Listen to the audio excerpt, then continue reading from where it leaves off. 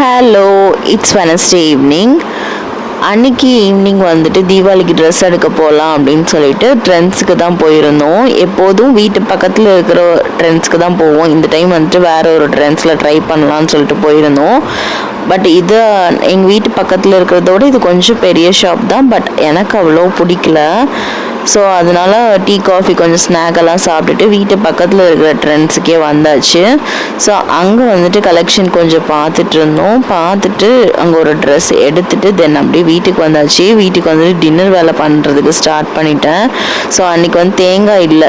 So வெங்காயம் தக்காளி வச்சுட்டு சட்னி அரைச்சிடலாம் அப்படின்னு சொல்லிட்டு அதை ஒரு பக்கம் வதக்கிட்டு பாத்திரமே ஒரு சிங்க் நிறைய இருந்தது. அது எல்லாத்தையுமே கழுவி வச்சாச்சு. ரொம்பவே பசியாக இருந்தது. ஸோ நல்ல திக்காக வந்துட்டு ஆனியன் ஊத்தாப்பம் மாதிரி தோசை சுட்டு சாப்பிட்ருந்தேன். ஸோ சிண்டுக்கு வந்து ஒரு முட்டை தோசையும் போட்டு கொடுத்தாச்சு. ஸோ எனக்கும் ஒரு முட்டை தோசை போட்டுட்டு நைட்டு டின்னரை வந்து முடிச்சிட்டேன். ஸோ வீடியோ பிடிச்சிருந்தா லைக் பண்ணுங்கள். நாளைக்கு இன்னொரு வீடியோவில் பார்க்கலாம். பாய்.